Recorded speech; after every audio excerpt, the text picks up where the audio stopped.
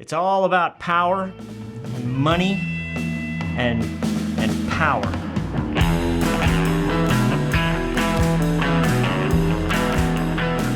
Hello world, my name is Matt Spa, and I'm a photographer and video director in Atlanta, Georgia. And powering my equipment, especially on location, has always been a struggle for me. I've tried lots of things, and I've wasted a lot of money and a lot of time, and I've learned some valuable lessons, or maybe I've at least come to some decent conclusions. And I thought, I should make a quick video sharing some of my conclusions, and it might save someone else some hassle. So that's what I'm gonna do today. If this is your first time on the channel, welcome. If you're a regular viewer, welcome back.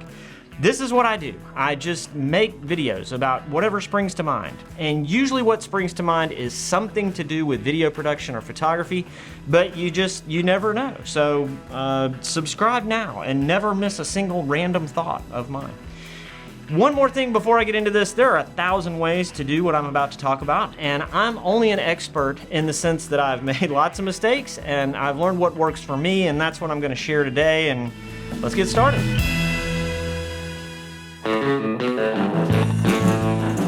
Whenever possible, I power my gear by good old juice from the wall, AC power.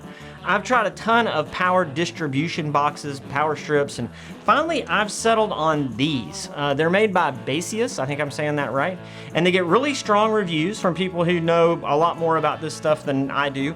I've been using this particular one for a year or more in the studio and on all types of locations, indoor and outdoor, and it's never let me down. You get 2 grounded AC outlets, 1 non-grounded outlet, 2 USB-C ports, and 1 USB-A port. They make this unit in multiple different output levels. I use the little 40-watt model, and it's perfect for my setup. One thing that I really like over standard power strips is the form factor of this. It's small, and this configuration is easy to transport, and I can use Velcro or zip ties or something like that to attach this to my tripod if I'm doing locked off shots. And then if I'm moving around in a location, I only have one thing to plug and unplug whenever I need to move. The brick has a power switch on it. And I actually like this feature because you can power off everything. But you could accidentally, and I've done this before, you could accidentally turn off your entire rig if you're not careful. It's recessed in there, so it's not a big deal, but it's something to mention, and it's something to bear in mind. So when I'm using AC power, this is a great way to go.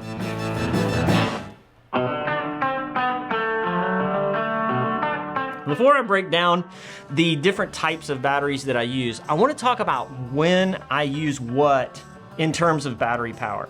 For sporting events or anything where I'm moving around a lot, I have found that carrying several small batteries works way better for me than trying to use one larger battery. I would rather carry that extra weight of the batteries around in my pocket than to have it on my rig and be in my hands all the time. But if I'm stationary for interview sessions or product work where I may be moving around a little bit, but I'm not having to just hoof it all over an arena somewhere, I will opt for the single larger battery. The single battery option means that I only have to keep an eye on one capacity indicator, which is really nice. And the only real drawback is that the swap out is more time consuming. It's not just flip the door open and change the battery, because the batteries that I use, all of the different devices that I'm powering plug into the battery, not into the plate that the battery is mounted on. But I will talk more about that later.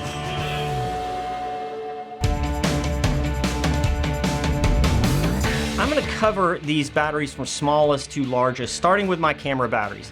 I'm a Sony shooter, so I use the NPFZ 100 batteries for my cameras.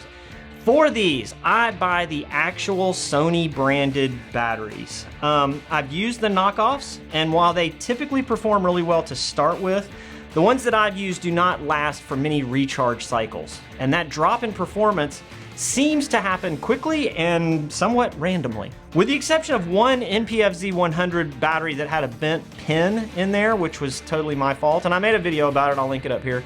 I've never had a Sony branded battery perform poorly. And I'm sure that there are some people out there that will say I'm throwing my money away. But when I used knockoff batteries in my cameras, I always kind of stressed about it. And so I'm buying peace of mind for my extra money. Moving up, I use these NPF Sony style batteries. And on these, I do buy knockoffs because they're way cheaper than the Sony ones.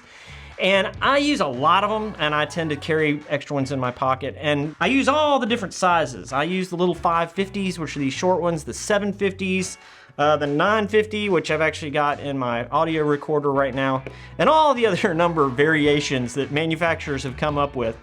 I have never found a particular brand of these that was consistently good. The DSTE, I think I've got all those letters right, brand was considered by a lot of people to be really good for a while, but the last batch of 750s that I bought lasted less than a year before my charger would not even recognize them. I use these for lights, I use them to power my field monitors, and Nanlite makes this USB-C ported thing that will give you some time on anything that will run via USB power. Super handy, super cheap, but it only takes a 550 battery, so there's that. I use these to run my tube lights when I need to use them for extended periods, and it's just kind of a nice thing to have. It's got a little quarter 20 on the bottom, it's great. Lots and lots of little different plates and adapters and things that will work with this style of battery. I tried at one point running multiple devices off of these batteries by using an NPF plate that had multiple outputs, but it never worked. I tried 2 different ones, and I even tried very expensive ones, and they didn't work. The plates that I used couldn't regulate power to the different devices. My camera would be giving me a 10% battery life warning while my monitor was showing 80%, and the recorder was showing something else. So there's a product out there called, I think it's called the Juice Monkey, and it's something that I always wanted to try, but they were pricey. And when I was deep into trying to figure this out, they were in between models, and you couldn't get the old one, and the new one wasn't out yet, and I finally just lost interest in even trying to make it work. If you have any insights on those, comment below, or Juice people, if you're watching, send me one, and I'll be more than happy to review it.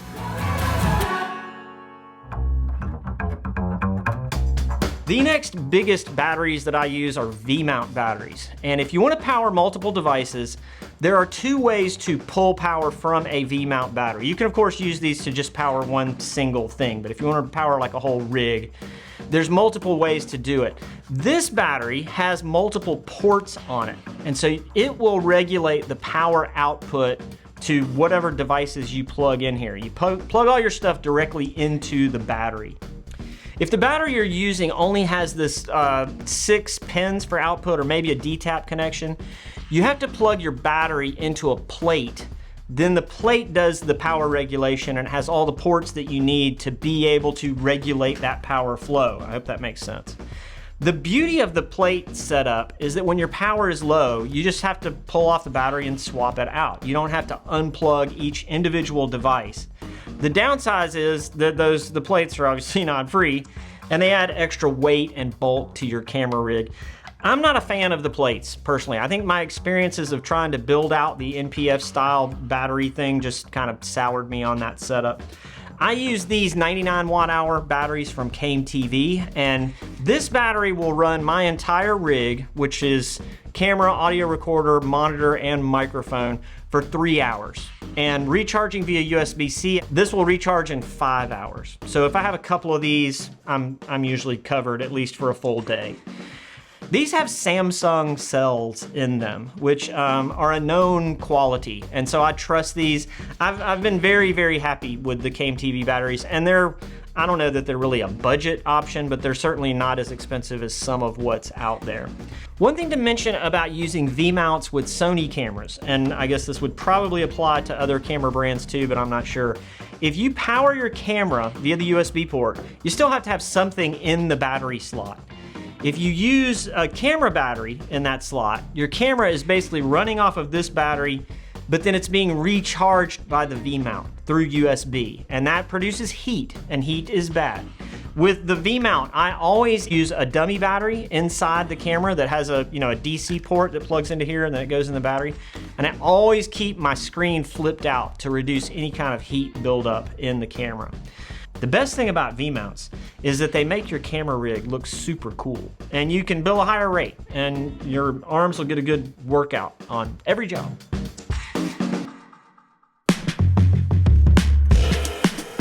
The biggest thing that has reduced my stress level about battery power, especially if I'm gone for more than one day, is my biggest battery. It's this big old power bank. Mine's made by Bluetti.